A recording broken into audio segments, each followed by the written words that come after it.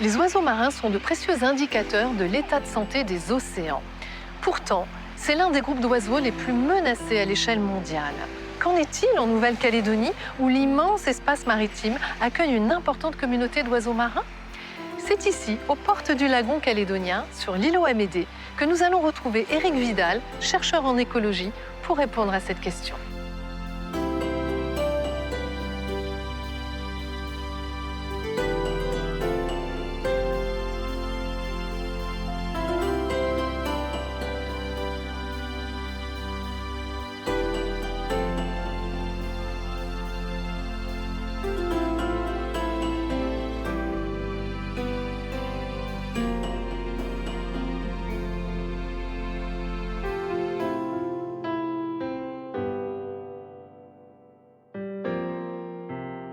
Bonjour Éric. Bonjour Elisabeth. Alors on se trouve ici dans une zone de transition entre le lagon et le parc naturel de la mer de Corail, ce qui représente un espace maritime gigantesque où on trouve de nombreux oiseaux marins. J'aimerais savoir pourquoi est-ce qu'on dit que les oiseaux marins sont des sentinelles de l'océan? Alors peut-être d'abord définissons ce qu'on appelle un oiseau marin. Donc les oiseaux marins sont des oiseaux, mais ça ne correspond pas à un groupe biologique particulier. Ce sont juste un ensemble d'espèces d'oiseaux qui s'alimentent exclusivement ou quasi exclusivement en mer. Ce qui n'est pas si courant, puisque sur 11 000 espèces d'oiseaux qu'on trouve sur Terre, seuls 360 entrent dans cette catégorie dite des oiseaux marins. Et on les retrouve depuis les pôles, les milieux tempérés, jusqu'aux milieux tropicaux, donc sur l'ensemble des océans de la planète. Et combien on a d'espèces en Nouvelle-Calédonie? Alors en Nouvelle-Calédonie, on a environ 25 à 30 espèces qui se reproduisent, plus quelques dizaines d'espèces qui fréquentent de façon plus ou moins régulière l'espace maritime calédonien, mais sans s'y reproduire. Alors, quelles informations nous donnent les oiseaux marins sur l'état de santé des océans? Alors, sur le plan scientifique, les oiseaux marins sont considérés comme des super prédateurs marins, donc ils sont au sommet des chaînes alimentaires marines, et comme tous les super prédateurs marins, eh bien, ils nous renseignent sur ce qui se passe en dessous dans l'écosystème, notamment en termes de ressources alimentaires, donc de poissons, de calamars, etc., en termes de perturbations humaines, en termes de pollution, en termes de température d'eau. Donc, s'intéresser aux oiseaux marins, suivre leur population, c'est d'une certaine façon connaître indirectement l'état de l'écosystème marin calédonien. Oui, ce sont des bio-indicateurs. Ce sont des bio-indicateurs du milieu marin. On sait que les oiseaux marins sont relativement menacés à l'échelle mondiale. Alors, qu'en est-il des populations calédoniennes? Alors, à l'échelle mondiale, effectivement, les oiseaux marins, c'est un des groupes d'oiseaux les plus menacés de la planète pour différentes raisons. La principale raison, c'est que ce sont des oiseaux qui partagent leur temps de vie entre les milieux terrestres et les milieux marins, et donc ils sont sensibles à toutes les perturbations anthropiques qui touchent à la fois les parties terrestres, donc leur zone de reproduction, et les parties marines, leur zone d'alimentation. Ce qui fait que depuis quelques décennies, les populations d'oiseaux marins de la planète sont en train de s'effondrer doucement et petit à petit de se raréfier. Ce n'est pas du tout le cas en Nouvelle-Calédonie, où pour l'instant, ce qu'on constate, c'est que les populations d'oiseaux marins semblent plutôt en bon état. Ça ne veut pas dire qu'elles ne subissent pas les pressions humaines, qu'il s'agisse des prédateurs introduits, du dérangement sur les îlots, du changement climatique ou d'autres menaces comme les contaminations, les pollutions, etc. Mais globalement, en Nouvelle-Calédonie, les populations d'oiseaux marins semblent se maintenir à un assez bon niveau de conservation. Et ça, c'est à la fois une chance, mais c'est aussi une responsabilité. Ça ne veut surtout pas dire qu'il ne faut rien faire. Ça veut dire d'une part qu'il faut conserver l'existant, et d'autre part, on peut mener un certain nombre d'actions qui favorisent les populations d'oiseaux marins ou qui favorisent la cohabitation avec les activités humaines. Alors, qu'est-ce qui se passerait, Éric, si toutes les populations d'oiseaux marins s'effondraient? Alors, les oiseaux marins jouent un rôle important dans l'écosystème marin et dans l'écosystème terrestre. Notamment, ce sont des grandes concentrations de biomasse, et donc elles apportent, par leur déjection, par le guano, elles apportent des ressources de nutriments, de l'azote, du phosphate, qui permet à la végétation de s'établir sur les îlots. Sinon, la plupart des îlots ne posséderaient quasiment pas de végétation. Et également, on s'aperçoit, on étudie ça depuis quelques années maintenant, on s'aperçoit que les oiseaux marins, par leur déjection, alimentent également les récifs coralliens. Et les récifs coralliens qui sont en périphérie des grandes colonies d'oiseaux marins sont plus dynamiques, sont plus productives et fonctionnent un peu différemment finalement des récifs coralliens qui sont loin des oiseaux marins. Donc on parle d'ingénieurs écosystémiques, de fonctions écosystémiques jouées par les oiseaux marins tant à terre qu'en mer. D'accord, donc il y a un lien entre les oiseaux marins et le corail, c'est incroyable. Absolument, il y a un lien entre la terre et la mer, il y a un lien entre les oiseaux marins et l'écosystème corallien. Peu de gens le savent, mais c'est une des raisons supplémentaires, s'il en fallait, pour conserver ces populations en bon état de santé. Donc les îlots qu'on retrouve partout dans le lagon, mais aussi dans le parc naturel de la mer de Corail, ce sont des zones refuge extrêmement précieuses pour les oiseaux marins. Le principal critère pour un oiseau marin pour choisir un site pour se reproduire, c'est d'y être tranquille. Donc c'est d'ailleurs une des raisons principales pour lesquelles les oiseaux marins à l'échelle planétaire ont tendance à perdre des populations, à se raréfier. C'est qu'il y a une concentration des activités humaines sur les littoraux et sur les milieux insulaires, et donc ils perdent ces zones de reproduction.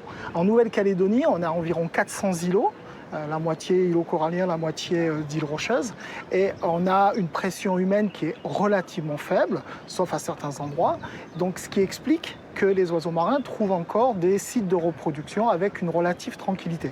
Mais c'est quelque chose qui est fragile. On a une augmentation des activités touristiques, on a une augmentation des activités récréatives, et donc les gestionnaires doivent participer à partager un petit peu l'espace entre les oiseaux marins, la biodiversité, et puis les activités humaines. Alors sur le phare Amédée, c'est ce qui est fait, puisque le phare Amédée a avant tout une vertu récréative, une fonction récréative. Il y a d'autres îlots qui sont entièrement mis en réserve, entièrement interdits d'accès, y compris dans le lagon. L'îlot Coco, par exemple, à l'extrême sud du Grand Lagon Sud, qui est très riche en oiseaux marins, ou bien les îles plus éloignées, des archipels de Chesterfield ou d'Entrecasteaux, qui elles sont totalement interdites d'accès. On descend voir en bas comment ça se passe? Allons voir tout de suite. En espérant qu'on va peut-être voir des oiseaux. Pourquoi pas? C'est le début de la saison, mais bon, qui sait.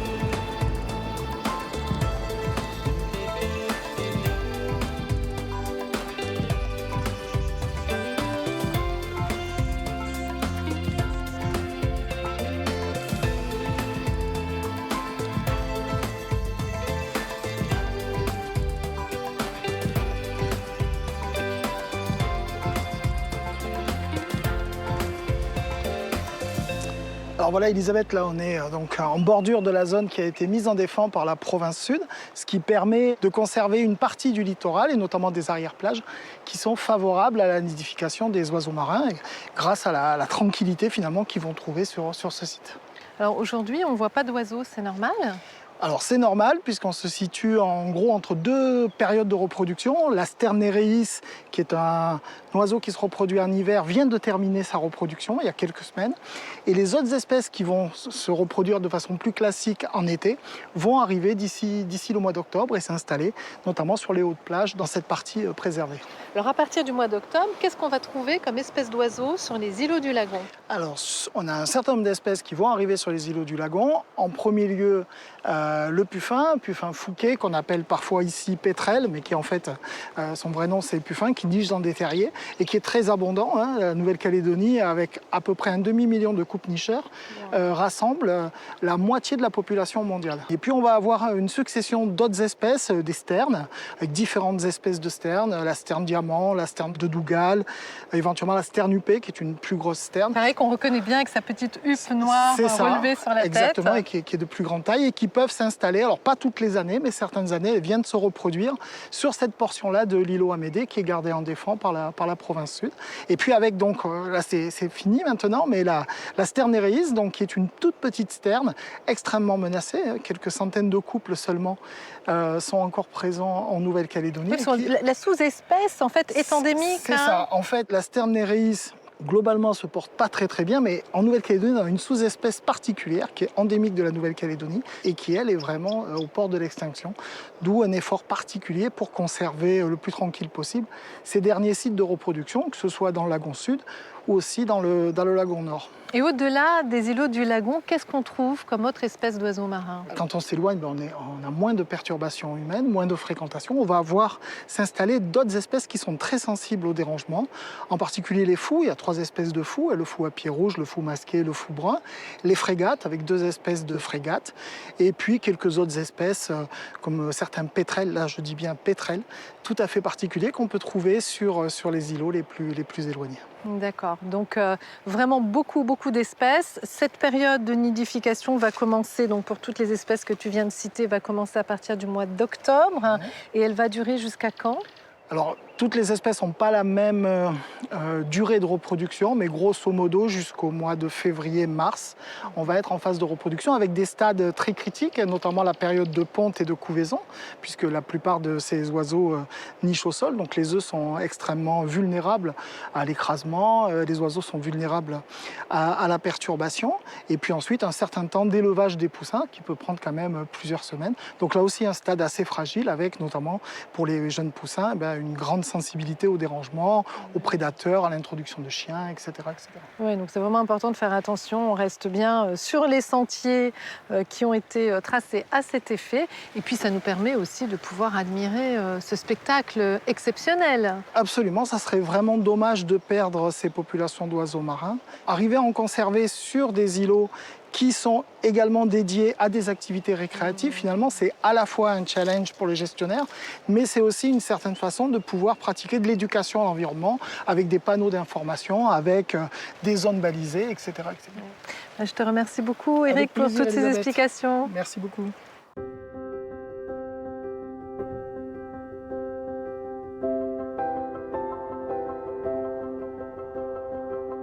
Les îlots qui entourent la Grande Terre de Nouvelle-Calédonie sont pour la plupart des formations coralliennes ou sableuses, très vulnérables aux aléas météo et au changement climatique.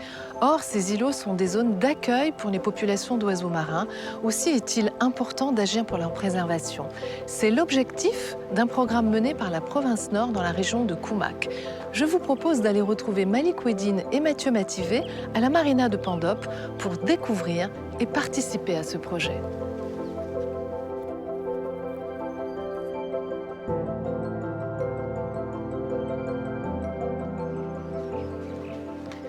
Bonjour. Bonjour. Bonjour Elisabeth. Bienvenue à Koumak. Aujourd'hui, je te propose qu'on aille sur l'île au Pou pour réaliser une action qu'on mène dans le cadre du projet de sauvegarde, restauration et adaptation des colonies d'oiseaux marins. D'accord, très bien. Donc l'île au Pou qui se trouve... À une trentaine de minutes en bateau. Ah bah écoute, ok, je vous suis.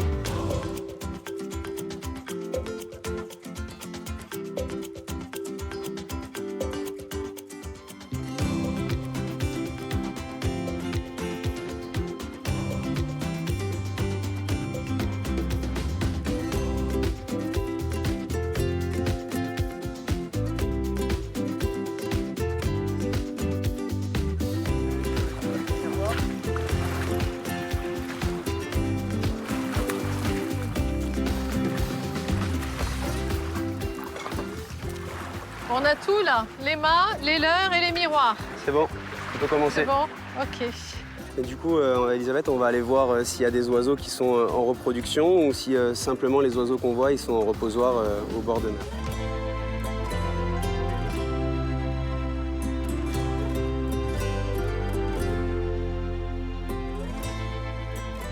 Tu vois, Elisabeth, on a pas mal d'oiseaux qui sont posés juste ici, là, dans cette zone-là.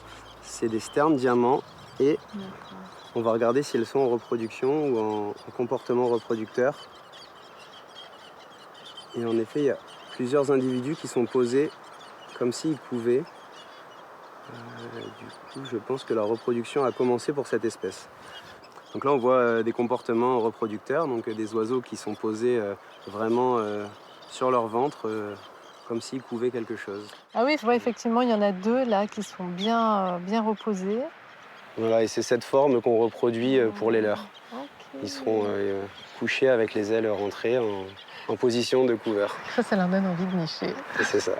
On va aller retrouver Malik pour On va installer les leurs. Malik qui est en train de préparer le matériel. Bon, Elisabeth, je te laisse avec Malik pour mettre en place le mât. Moi, je vais aller recenser les individus reproducteurs. Donc, on se rejoint tout à l'heure. Ouais, on va essayer de creuser pour dégager le socle, parce qu'après, on va glisser le mât par-dessus. Allez, on le lève. C'est bon. Et après, on a peut-être besoin, c'est un peu lourd quand même, hein? Oui. Donc le mât est levé. Donc ça y est, on ne peut plus débarquer sur l'île au Pou. C'est ça. On laisse les oiseaux tranquilles. Et donc là, on attend la fin de la reproduction pour pouvoir revenir sur cet îlot. D'accord. Et maintenant, nous, on va aller installer les leurs pour stimuler ou dynamiser cette population d'oiseaux? En effet, donc maintenant, On va laisser les oiseaux tranquilles avec le mât et on ne va plus pouvoir débarquer le temps que la colonie se reproduise. Et on va mettre en place un dispositif de leurre pour essayer de dynamiser la colonie qui est déjà en place et faire qu'il y ait un peu plus d'oiseaux qui se fixent et qui se reproduisent à cet endroit qui est maintenant sécurisé. Alors voilà les leurres. Voilà les fameux leurres et silhouettes artificielles donc de sterne diamant. Donc on en a une quinzaine à disposer aujourd'hui. On va en mettre 10 en couple, donc rapprochés comme vraiment ça, à proximité, comme tu l'avais voilà, fait, là, comme exactement comme ça, bien fixés. Et on va en mettre 5 individuels sur une quinzaine de mètres. Il n'y a pas besoin de trop s'étaler. Le but c'est d'avoir vraiment cet effet colonie, cet effet de masse qui sera en plus accentué par les miroirs qu'on va disposer. D'accord.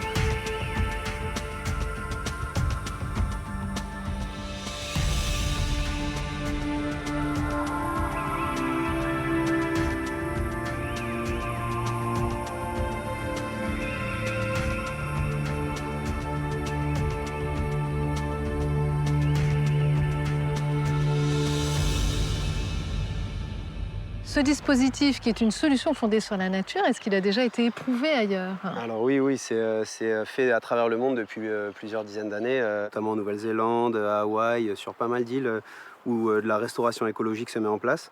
Donc oui, c'est des choses qui sont réalisées, qui fonctionnent bien pour différents types d'espèces, et notamment sur les sternes. Alors au total, il y a combien d'îlots concernés par le projet Sarah? Ça intéresse à 17 îlots, donc de la zone d'importance pour la conservation des oiseaux. Ces 17 îlots, ça fait déjà un moment qu'on travaille dessus avec nos partenaires, notamment la SCO et l'IRD, qui ont été soutenus par la province Nord pour étudier notamment les oiseaux marins sur ces îlots pour pouvoir mieux préserver. Il y a eu des travaux aussi qui ont été déjà mis en place sur notamment l'éradication des rongeurs. Le projet Sarah, il est porté par la province Nord, cofinancé par l'initiative Kiwa, en partenariat avec 2 associations, donc l'association Bird Conservation New Caledonia, dont fait partie Mathieu, mais également l'association Nihumwak Environnement.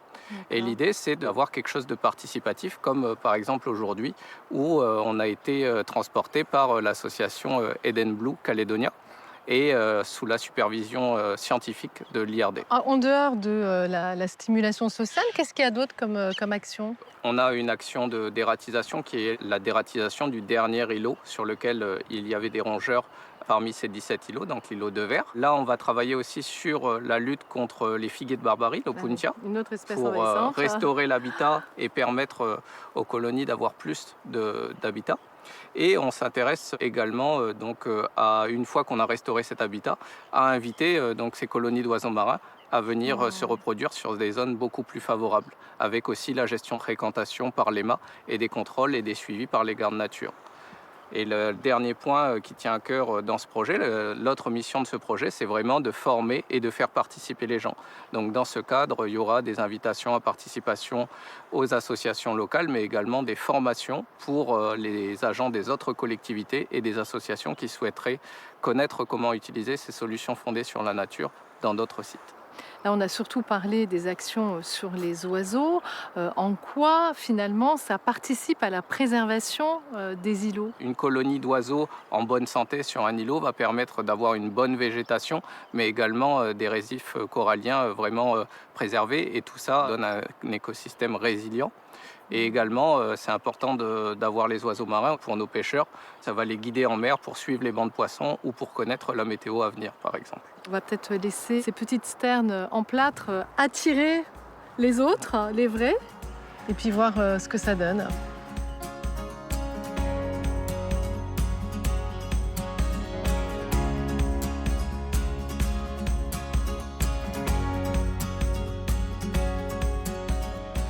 Les îlots sont des lieux très appréciés par les plaisanciers et les touristes. Mais les humains ne sont pas les principaux usagers de ces lieux qui sont avant tout des zones essentielles pour les oiseaux marins. Alors comment développer une indispensable cohabitation entre les oiseaux et les humains ? C'est à 15 km de Nouméa, sur l'îlot Signal, un site privilégié pour la nidification de nombreuses espèces, que nous allons retrouver Hubert Géraud, notre expert du WWF, pour aborder ce sujet.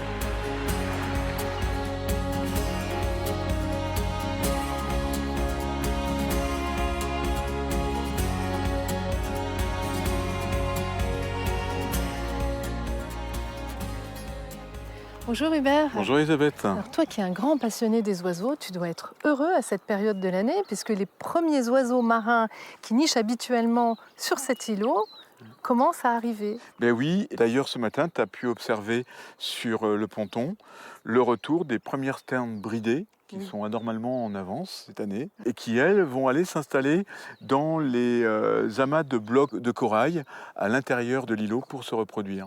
Bientôt, ils vont être rejoints par des milliers de couples de puffins fouquets ou puffins du Pacifique, qu'on appelle ici les pétrels, ces oiseaux bruns qui chantent comme des bébés, qui, eux, vont regagner l'intérieur de l'îlot, recreuser leur terrier pour pondre leur œuf. Ils vont être rejoints par quelques dizaines de pétrels à ailes noires, un peu plus petits, et quelques couples de pétrels de Tahiti très menacés et très discrets. On aura également sur le cordon corallien, le cordon de corail mort à l'autre bout de l'île, l'installation des sternes diamants, ces très jolies sternes très blanches. Oui, c'est celle qu'on a vue dans le nord, donc sur l'îlot Pou. Exactement, mais ici, elles ne sont pas encore de retour et elles nichent sur le corail mort. Et puis, on pourra également observer des sternes de Dougal, des sternupés, des nodis noirs et nodis bruns, mais qui, eux, seront au repos sur Signal, entre autres sur le ponton. Les sternes de Dougal iront plutôt nicher sur un îlot qui n'est pas loin, l'îlot Goéland. Au cours des semaines à venir, ce sont des centaines de milliers d'oiseaux marins qui vont réinvestir le lagon calédonien pour une seule et unique raison: se reproduire et renouveler la population calédonienne. Donc les îlots du lagon vont redevenir un véritable paradis aux oiseaux pendant toute cette période de reproduction. Ah oui, c'est un paradis et en même temps, ces oiseaux marins, il ne faut pas oublier qu'ils vont revenir d'un voyage où ils ont exploité des millions de kilomètres carrés de mer. Et là, pour se concentrer en Calédonie sur quelques dizaines de kilomètres carrés pour se reproduire au sol. Par exemple, sur ces 13 hectares de l'îlot Signal. C'est donc un moment où ils sont extrêmement fragiles, très sensibles au dérangement, et du dérangement peut venir l'échec de la reproduction d'une année. Et alors, qu'est-ce qui est mis en place pour limiter le dérangement des oiseaux ? Eh bien, par exemple, sur l'îlot Signal, la province sud a mis en place des voies de circulation, c'est-à-dire des sentiers qui invitent les visiteurs naturellement à emprunter le même cheminement sur l'îlot et à laisser tranquilles les oiseaux autour. Ces sentiers, par endroits, sont même des plâtelages, donc surélevés avec des lattes de bois, qui permet de ne pas écraser les terriers de puffins dans le sable. Il y a également, tu peux voir autour de nous, des cordes et des clôtures en bois qui permettent de mettre en défense et la végétation pour la protéger du piétinement et de garantir aux oiseaux davantage de tranquillité. La preuve en est, là il y a un couple de balbuzards pêcheurs qui vient de finir sa reproduction. Ils ont élevé leurs deux jeunes à quelques mètres de nous en toute tranquillité. Et puis, on a eu récemment la mise en place de toilettes sèches sur l'îlot. Alors tu te dis, mais quel rapport avec les oiseaux marins ? Eh bien, pendant des décennies, quand tu voulais faire la grosse commission sur l'îlot, eh bien, tu t'enfonçais dans la végétation pour te cacher du regard. Et malheureusement, les gens écrasaient les nids de puffins et donc enterraient vivants les œufs, les oisillons et les adultes. Donc ça, maintenant, c'est fini. Oui, donc il est vraiment indispensable, en plus de toutes ces mesures, de modifier nos comportements, nos habitudes également, pour respecter les oiseaux durant leur période de reproduction. Bah oui, c'est indispensable. C'est des réponses structurelles, comme ces barrières et ces chemins, et c'est des réponses comportementales. Donc, ne pas faire de feux d'artifice sur les îlots. Éviter d'une manière générale toutes les nuisances sonores. Laissons nos chiens, les amis, dans les bateaux ou à terre, mais pas sur les îlots. On évite également de s'approcher des oiseaux qui sont posés au sol. On ne nourrit pas les mouettes parce qu'elles sont des prédatrices des oisillons et des œufs de sterne et on augmenterait artificiellement leur population en les nourrissant. On fait attention aux terriers qui sont creusés dans le sol, on évite de s'en approcher, de les obstruer et même de planter sa tente juste au-dessus. Complètement. Et puis, n'oublions pas l'importance de réduire la pollution lumineuse sur la Grande Terre. Chaque année, les jeunes puffins et pétrels à l'envol sont perturbés la nuit à cause de nos lampadaires qui éclairent le ciel et finissent écrasés sur nos routes et nos rues. Tu as parlé des aménagements qui ont été mis en place pour accueillir les visiteurs sur l'îlot, comme les toilettes sèches, mais il y a également des farets qui ont été installés sur le bord de la plage. Oui, tout à On va fait. aller les voir. La province a donc aménagé l'îlot avec plusieurs farets pour les visiteurs. Mais quelle est la capacité d'accueil d'un îlot comme Signal? La seule chose que je peux te répondre, Elisabeth, c'est qu'il est définitivement pas fait pour le tourisme de masse. Parce que rappelons que c'est avant tout une aire marine protégée pour assurer la survie de ces oiseaux marins et donc leur tranquillité. Il n'y a pas que la fréquentation humaine des îlots qui représente une menace sur les oiseaux marins. Il y a d'autres pressions également. Tu as complètement raison. Il y a plein d'autres pressions sur nos oiseaux marins. Sur les îlots, énormément de problèmes d'invasion biologique, donc des introductions d'espèces, particulièrement les rats, les chats, qui vont causer des dégâts importants qui peuvent éradiquer des colonies d'oiseaux marins entières. Tu vas avoir les pollutions marines par le pétrole et les dégazages. Tu vas avoir également un énorme problème qui est la pollution plastique, qui est devenue le poison des océans. Il y a également les captures accidentelles dans les engins de pêche. C'est plus de 300 000 oiseaux marins chaque année, dont au moins 100 000 albatros dans les mers australes, pris dans les palangres. Et puis tu vas avoir le changement climatique qui va bouleverser la vie des océans et entraîner la submersion et la destruction de sites de reproduction d'oiseaux marins. Et sans oublier la surpêche des océans qui prive de leur nourriture les oiseaux marins. Oui, complètement. Alors, elle les prive directement en pêchant leur proie, mais également il y a un autre phénomène. Nos oiseaux marins, pour attraper leurs poissons, eh bien, se font aider par les gros poissons prédateurs, que sont les thons, les bonites, les carangues, qui vont remonter à la surface et coincer contre la surface les petits poissons fourrages, les prêtres, les sardines, et il les rend à ce moment-là accessibles pour nos oiseaux. On a une pêche responsable en Calédonie, mais quand on quitte nos eaux, il y a beaucoup de surpêche. Et si jamais on perd nos stocks de thon, par exemple, eh bien, on va avoir une partie de nos oiseaux marins qui auront beaucoup moins accès aux petits poissons, qui seront plus poussés par les thons vers la surface. Ça veut dire moins de succès dans leur effort de pêche, ça veut dire une moins bonne alimentation des jeunes et donc un échec dans la reproduction. Alors Hubert, en 70 ans, au niveau mondial, nous avons perdu 70% des populations d'oiseaux marins. Et aujourd'hui, 4 espèces sur 10 sont menacées de disparition et inscrites sur la liste rouge de l'Union internationale pour la conservation de la nature. Ces chiffres doivent vraiment nous alerter. En Nouvelle-Calédonie, nous avons la chance, dans notre lagon, mais aussi dans notre parc naturel de la mer de Corail, d'avoir des populations d'oiseaux marins exceptionnelles et en nombre. Et de ce fait, eh bien, nous devons accepter de partager ces espaces que sont les îlots avec ces oiseaux pour leur assurer de la tranquillité pendant leur période de reproduction. Merci Hubert. Merci Elisabeth.